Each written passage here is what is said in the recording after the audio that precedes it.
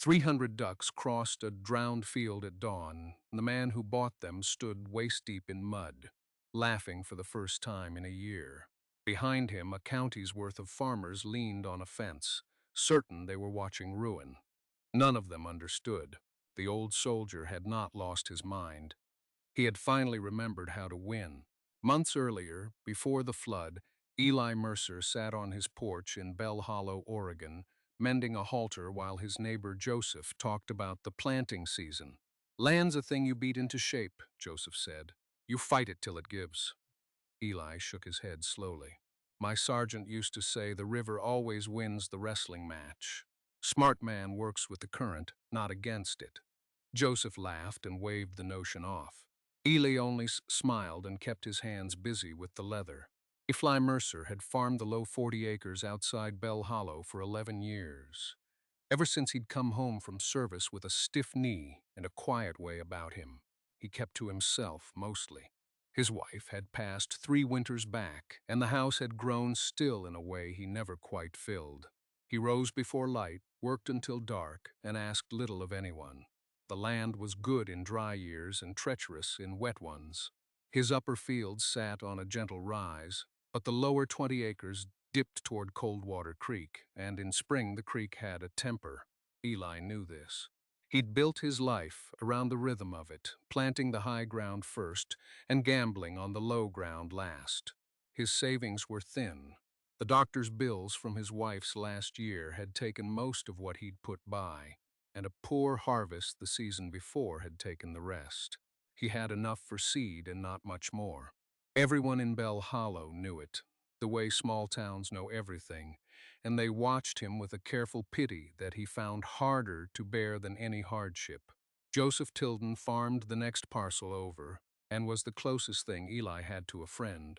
They shared tools and suspicions about the weather, and a long silence that suited them both. Joseph was practical to the bone and believed, as most men there did, that a farmer's job was to impose order on stubborn ground. The town itself ran on the certainties of the Grange Hall and the feed store.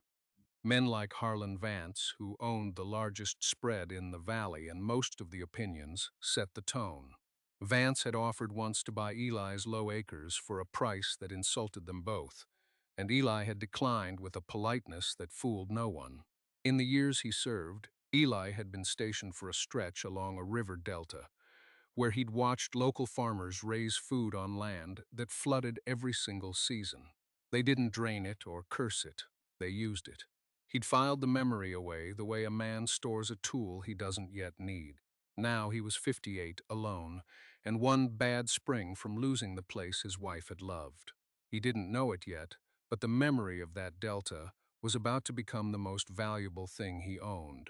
The rain came in late April and did not stop for 9 days. Coldwater Creek rose over its banks on the 6th night. Eli stood at his window in the dark, listening to the water move across his lower fields, and knew before morning what he would find. By the time the sky cleared, his 20 low acres were a brown lake, and when the lake finally drew down, it left behind a sea of mud too soft to walk on, let alone plow. Joseph came by on horseback to survey the damage and said what everyone would say. "That ground's done for the year, Eli. Can't plant a thing in soup." He meant it kindly. It was simply true. Eli stood at the edge of the ruined field, the mud sucking at his boots, and felt something old stir in his memory. A river delta, bare feet, birds. For 3 days Eli did the arithmetic of a desperate man. The high fields alone wouldn't carry him through the year, not with the debts already stacked. He could sell to Harlon Vance and walk away with enough to rent rooms in town and call himself retired for good. He could borrow against the house and pray for a miracle harvest off the dry ground. Or he could try the thing that kept circling back to him, the thing that sounded like madness even inside his own head. He remembered the delta clearly now. The farmers there had run flocks of ducks across their flooded paddies. The birds ate the insects and the snails that destroyed young plants. They churned the standing water with their feet, stirring the mud in a way that helped the soil. They left droppings behind that fed the ground richer than any sack of fertilizer he could buy. And in the wettest months, when no ordinary crop could grow, those farmers had planted rice, which wanted exactly the kind of standing water that ruined everything else. His low field wasn't a disaster, he began to think. It was a paddy that didn't know it yet. But the doubts came in waves. He was an Oregon farmer, not a Delta peasant. Nobody in the valley raised rice. Nobody ran ducks across a field on purpose. He'd be the laughingstock of 3 counties. And ducks cost money, money he could scarcely spare, money that, if the scheme failed, would leave him with nothing at all. He walked the muddy edge of the low field at dusk, turning it over. He thought about his wife, who had loved this land not because it was easy, but because it was theirs. He thought about Vance's offer and the smug certainty behind it. He thought about his sergeant, dead 20 years now, saying the river always wins the wrestling match. Don't wrestle it then.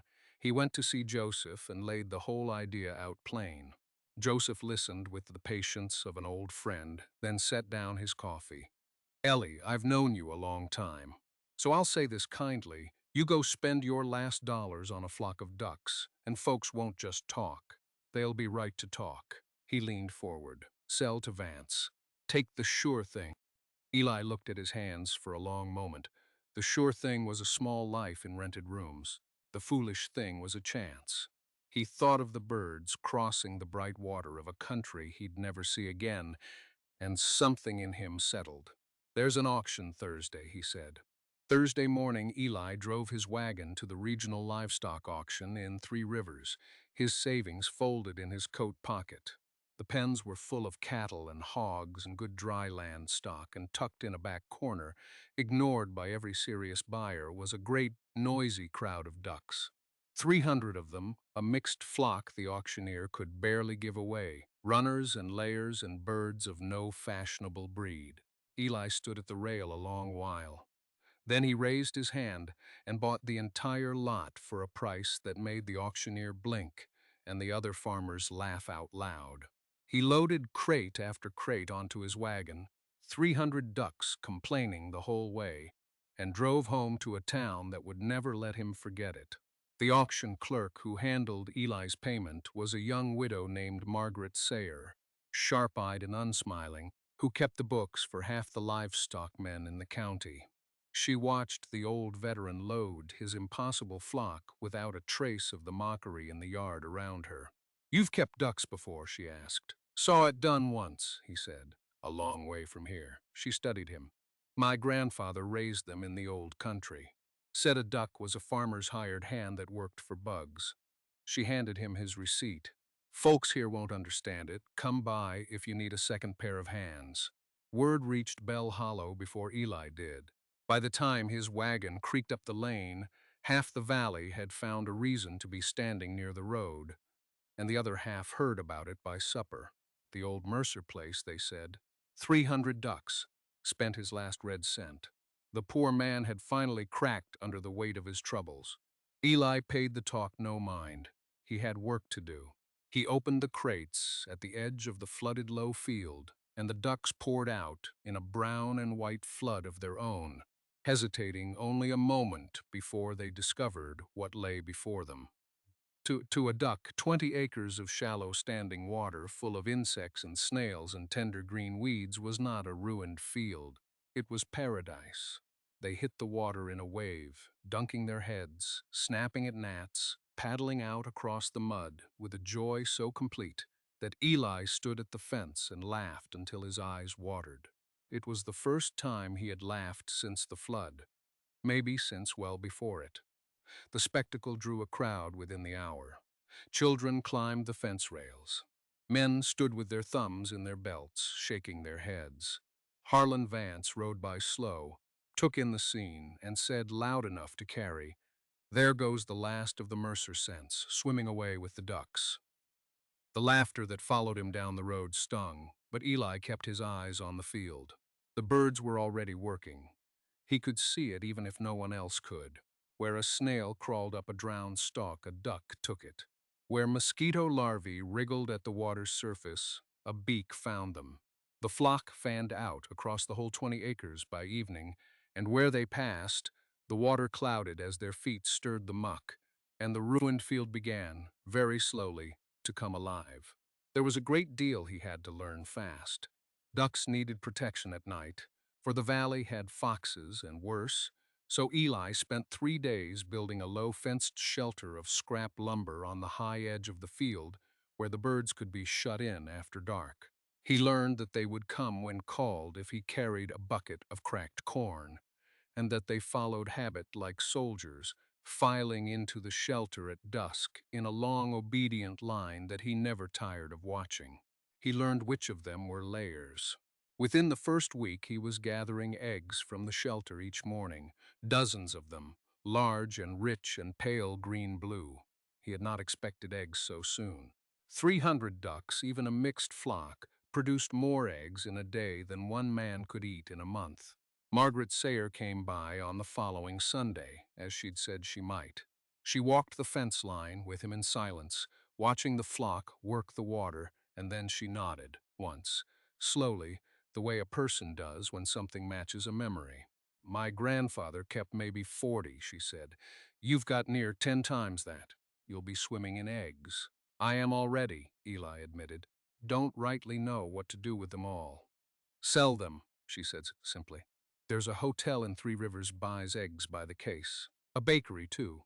Duck eggs make a richer cake than hen's eggs, and the bakers know it. They pay more, and nobody around here supplies them." She glanced at him sidelong. "I keep the books for both. I could put in a word." Eli looked at her, this practical woman who had appeared out of an ordinary auction and now stood offering him the first piece of good news in a year. "I'd be obliged," he said. She showed him how to candle the eggs against a lantern to check them, how to pack them in straw so they'd survive the wagon ride, how to keep his record so a buyer would trust him. She did it all in a plain, unsentimental way, as though it were the most natural thing in the world to spend a Sunday helping a foolish old man with his foolish ducks. By the end of the first month, Eli was driving a case of duck eggs to Three Rivers twice a week and coming home with money in his pocket. Not a fortune, but money from a field everyone had pronounced dead. The town noticed that too. They didn't understand it, and not understanding it, they decided it couldn't last. Vance said as much at the feed store. A few egg sales didn't make a farm. "Wait till summer," he said.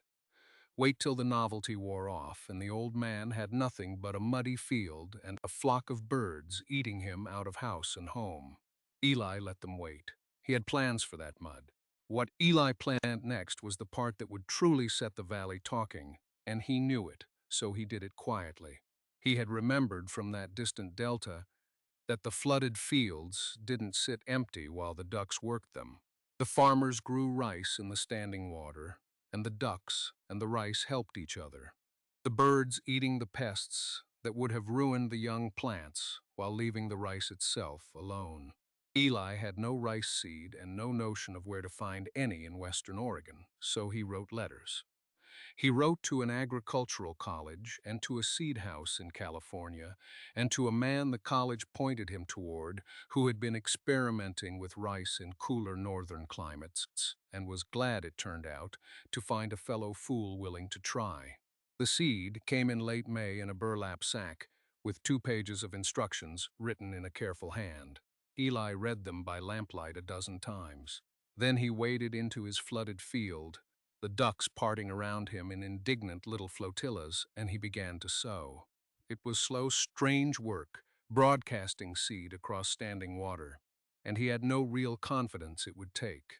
But within 2 weeks, thin green shoots broke the surface across the lower acres, and Eli stood at the fence and felt his heart move in his chest. Rice, growing in an Oregon field that everyone had buried. The ducks took to the young rice as he'd hoped. They swam the rows, eating the insects that tried to feed on the tender shoots, and they never touched the rice itself, preferring their bugs and snails and weeds. They weeded the field as they went, pulling up the soft growth that would have choked the crop, and they fertilized every inch of it simply by being there. Eli did almost nothing but watch and gather eggs and keep the foxes off at night. The field tended itself, a partnership of bird and plant and water that needed only a man wise enough to step back. Margaret came every Sunday now. She had stopped pretending it was only about the eggs. She walked the field with him and learned the rice alongside him, and the two of them spent long evenings on the porch turning over the puzzle of it, what to try and what to leave alone.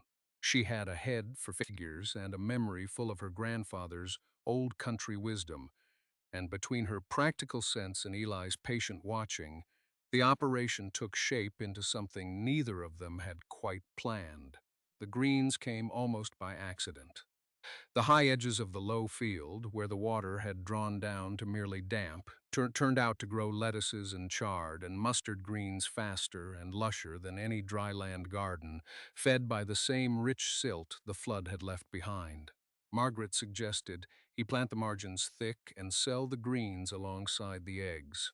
By midsummer, Eli's wagon to Three Rivers carried eggs and greens both, and the hotel cook had begun asking, half joking, what else the duck farmer might come up with. The town's mockery curdled into something more uncomfortable as the weeks passed. It was one thing to laugh at a foolish old man drowning his savings in ducks.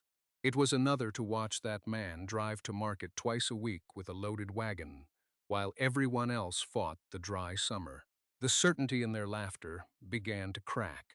Harlon Vance felt the crack more keenly than anyone, for he had been the loudest, and a man who has been loudest does not enjoy being wrong in front of his neighbors. He took to driving past the Mercer place more often than his business required, looking for signs of failure. He found instead a field gone impossibly green, 300 ducks fat and thriving, and an old veteran who tipped his hat to him with a calm that Vance found unbearable. What Vance did not yet know, what none of them knew, was how much the field had truly become. Eli had stopped thinking of it as ruined ground he was salvaging. He had started thinking of it as the best land he owned. The ducks had cleared the pests from his upper fields, too, ranging up the rise in the cool mornings, so that even his dry land crops came in healthier than his neighbors. The eggs paid his debts down week by week. The rice headed out green and heavy across the water. And on the porch, in the evenings, there was a woman who understood without being told why a man might choose the foolish thing over the sure one. By high summer, Eli Mercer was no longer the saddest man in Bell Hollow. He was, though few would yet say it aloud, the most interesting one. And interesting men in small towns make a certain kind of enemy. The turning came on a Saturday at the Bell Hollow Grange Hall, where the County Agricultural Society held its summer fair. Margaret had pressed Eli to enter, and against his better judgment he'd brought a basket of duck eggs, a bundle of his greens, and a single heavy stalk of green rice still on the stem. The rice stopped the room. No one in the valley had ever seen rice grown on Oregon ground, and here it was, lush and real, handed around the Grange Hall from one calloused hand to the next while Eli stood quiet by the door. The agricultural agent from Three Rivers happened to be there. He looked at the stalk a long time, then looked at Eli and asked the question that would change everything. "Where did you grow this?" The agent's name was Mr. Pruitt, and he was a careful, bespectacled man who had spent 15 years trying to convince valley farmers to try anything new and had mostly failed. He drove out to Eli's place the following week and walked the flooded field with the wonder of a man seeing the future. He took notes, he took cuttings. He asked 100 questions and wrote down every answer, and before he left, he told Eli that if the rice came in as it promised to, he intended to write the whole thing up for the state agricultural bulletin. It should have been pure triumph, and for a few days it was. But attention is a two-edged thing in a small place, and the same notice that brought Mr. Pruitt to Eli's gate brought Harlon Vance there too, in a manner of speaking. Vance had stewed all summer. Now, with a state agent praising the Mercer field and the whole county talking, his discomfort hardened into something colder. A man does not like to watch a neighbor, he mocked, become the most celebrated farmer in the valley. And Vance was not a man who liked to lose. He began quietly. At the feed store and the Grange Hall he raised. in a concerned and reasonable tone, the matter of the water. All that standing water on the Mercer Low field, he said. Breeding ground for mosquitoes, surely. A health risk to the whole hollow. He'd heard, he said, that stagnant water spread sickness, and with children in the valley, a man had to think of such things. He wondered aloud whether the county ought to look into it. It was a clever attack, and Eli felt the danger of it at once. The truth was the opposite of what Vance claimed, for the ducks ate the mosquito larvae as fast as they could hatch, and Eli's field bred fewer pests than any pond in the county. But truth moves slowly in a town, and fear moves more fast, and Vance had planted fear. Within 2 weeks, a delegation from the county board came to inspect the field. Summoned by complaints, Vance had carefully encouraged without ever quite signing his name to them. They arrived stern and skeptical, expecting a swamp. Eli met them at the gate with Margaret beside him, her ledgers under her arm. He did not argue. He simply walked them out along the field and showed them. He showed them the clear water, moving where the ducks stirred it. He showed them, with a fine mesh net Margaret had thought to bring, how few larvae the water held compared to the still horse pond on the property next door. He showed them the rice and the eggs and the careful records of everything the field produced. Margaret laid it out, the figures, in her plain, unanswerable way. The board members, practical men despite themselves, left less stern than they had come. One of them, an old farmer named Doss, lingered at the gate and said, almost to himself, "My father told me about ducks and rice. Long time ago. Didn't believe him." He shook Eli's hand before he climbed into the wagon. The complaint died, but Vance did not. If he could not close the field with fear, he would close it another way. Vance held paper. It turned out, on the Bell Hollow Bank, a good deal of influence over its lending, and Eli still carried a small mortgage on the house from the hard years.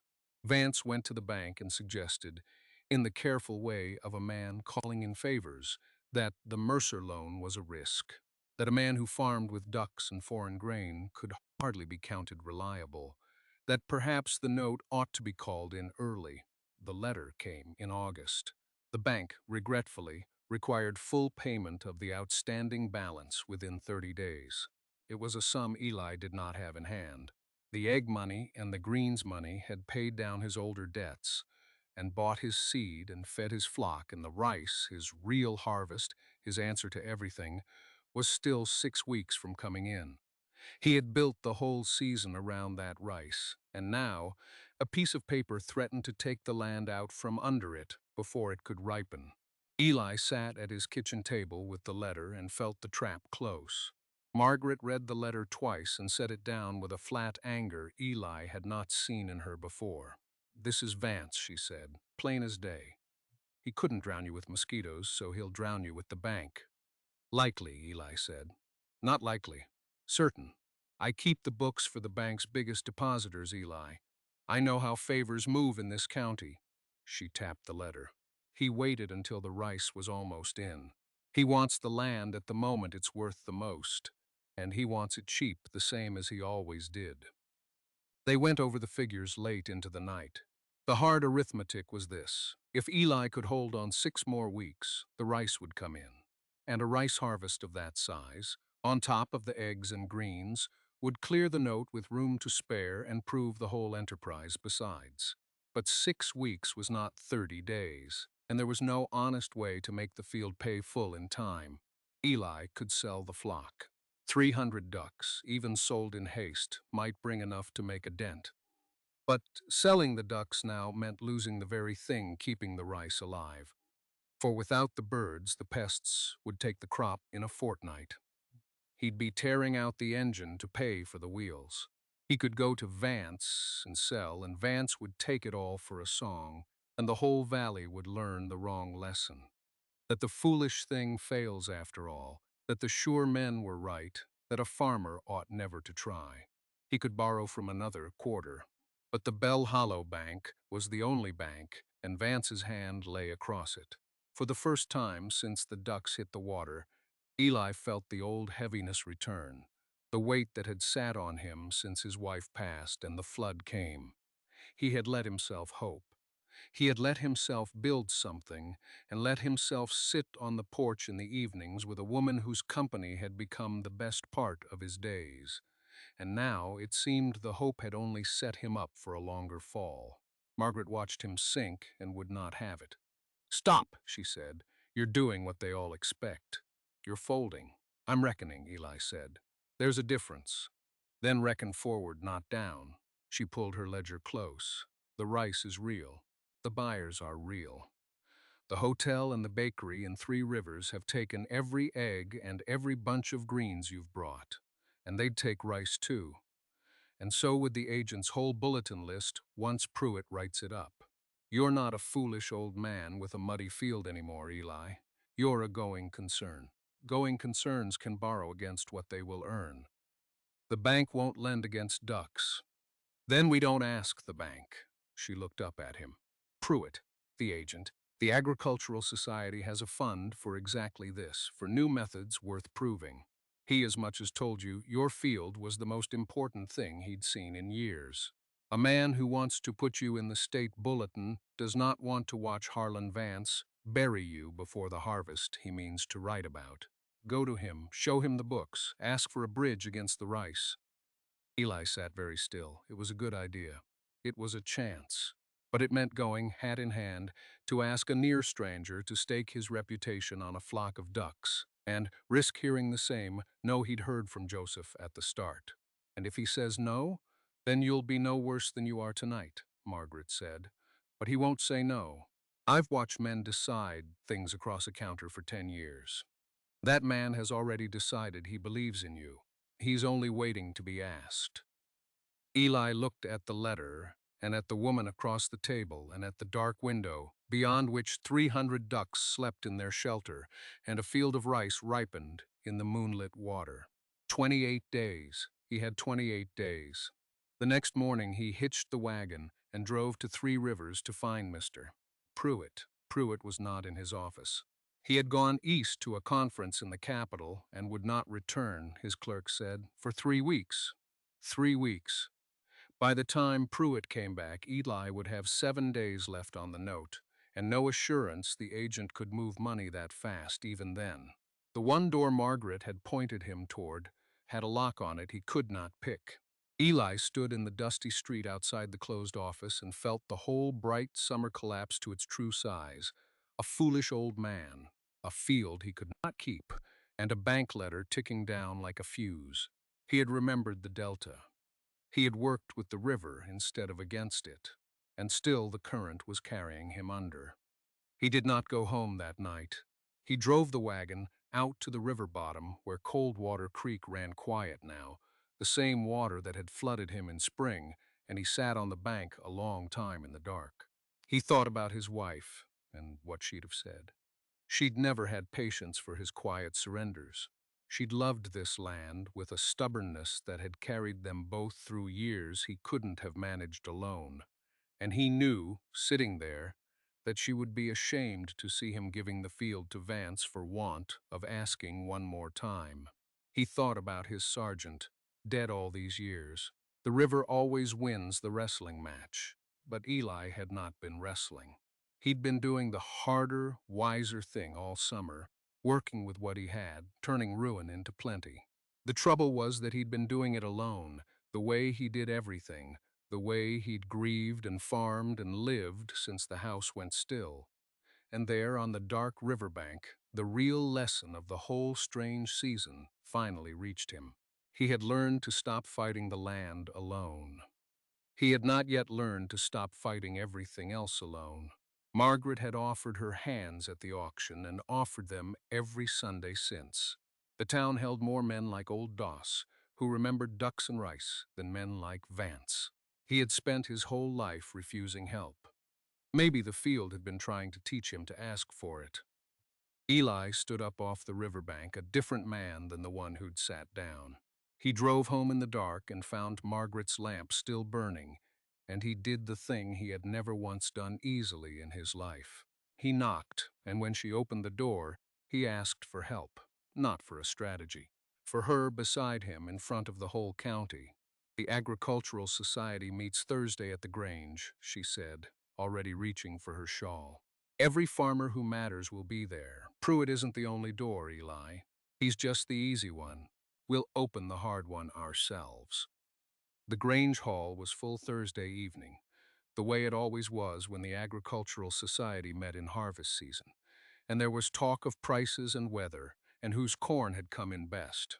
Harlon Vance sat near the front, comfortable and broad, a man at ease in a room he was used to running. He had heard, no doubt, that the Mercer note was due in 3 weeks, and that the old veteran had found no way to meet it, and the knowledge sat on him like a well-fed cat. Eli came in late, on purpose, with Margaret beside him and a covered basket on his arm. The room quieted the way rooms do when the subject of recent gossip walks in. Eli did not go to the back where he usually stood. He walked to the front, to the long table, where the society's officers sat, and he asked, in his plain, quiet voice, if he might say a few words to the gathering. The chairman, a fair man named Albright, glanced at the room and nodded. Eli set his basket on the table and uncovered it. Inside lay a sheaf of rice, cut that morning, the heads heavy and golden, now where they had been green at the fair, fully ripe and ready. 6 weeks of the future arrived all at once. He had cut a small early patch at the field's warmest corner, enough to prove it. He held up a single heavy head so the lamplight caught it. Most of you came out to my place this spring to watch a fool drown his money in ducks, he said. There was a ripple of uneasy laughter. I don't blame you. I'd have come to watch, too. The laughter warmed a little. But I want to tell you what that field is now, because I think it matters to more folks in this valley than just me, he told them. He told it, simply the way he told everything. The flood, the delta he'd remembered from his service years. The ducks that ate the pests and stirred the water and fed the soil. The rice that grew where nothing else could. The greens along the margins. The eggs that had paid his debts all summer. He held up Margaret's ledgers and said the figures were all there for any man to check, and that Margaret Sayer, who kept the books for half of them, would vouch for every line. Margaret stood and said, in her flat, unanswerable way, that she would, and that she'd staked her own name on those numbers, and that anyone who knew her bookkeeping knew she did not stake it lightly. Then Eli said the hard part, the part that cost him. I've got 28 days to clear a note on my house, he said, and a field of this not 6 weeks from full harvest. The banks called the paper early. He did not look at Vance. He didn't have to. I came tonight to ask the society for a bridge against that harvest, the New Methods Fund, mister. Pruitt saw the field and meant to write it up for the state, and he'd back me if he were here. But he's east 3 weeks, and the note won't wait that long. So I'm asking the rest of you who've known me 11 years to back the rice you can see with your own eyes. The silence after held a different weight than the silence before. Harlon Vance stood up.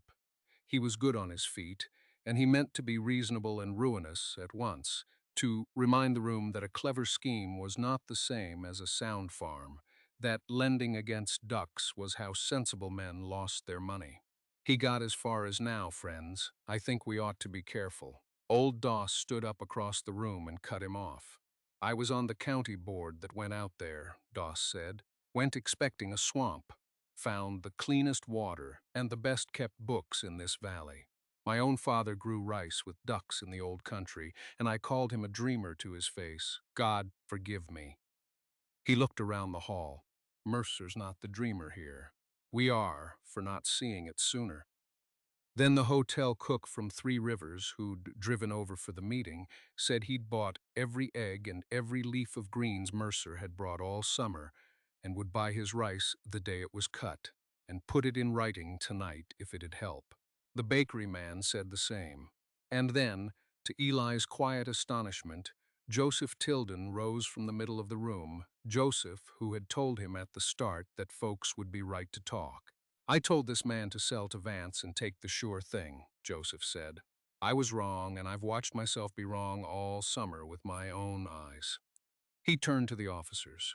I'll put up part of that bridge myself, against my own land if the fund won't cover it. I've farmed beside Eli Mercer 11 years, and I'd sooner stake him than any sure thing in this county. That broke it open. The new Methods Fund could cover most, Albright said, counting quickly, and what it couldn't, the men in the room could and would. Hands went up around the hall. Margaret moved among them with her ledger, taking down pledges in her neat, fast hand, and within the half hour Eli Mercer had not a bridge against his harvest, but the whole note covered, raised in a single evening by the same town that had laughed him up the lane in spring. Harlon Vance sat back down somewhere in the middle of it, and did not rise again. There was nothing left for him to say.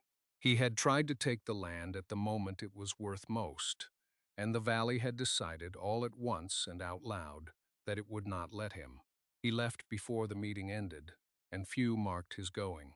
Eli stood at the front of the Grange Hall with the heavy head of rice still in his hand, and looked out at the room full of neighbors who had, in the space of an hour, stopped being a crowd that pitied him and become a community that stood with him. He had asked for help, finally, after a lifetime of refusing it, and the asking, it turned out, had been the last thing the field had to teach him. He found Margaret's eyes across the room. She was smiling, which she rarely did, and it changed her whole face. 6 weeks later, the low field came in golden heavy, the first rice harvest the valley had ever seen, and half the county turned out to watch it cut. 300 ducks worked the drawn-down rows behind the harvesters, fat and content, hunting the last of the bugs. Crates of eggs and bundles of greens waited on the wagon for the Three Rivers Road. The note was paid, the house was safe, and the ruined ground had become the richest patch in Bell Hollow. Eli stood at the fence with Margaret beside him, her hand resting easy on the rail next to his, and watched the birds cross the bright water in the late sun. He was laughing again. This time he was not laughing alone.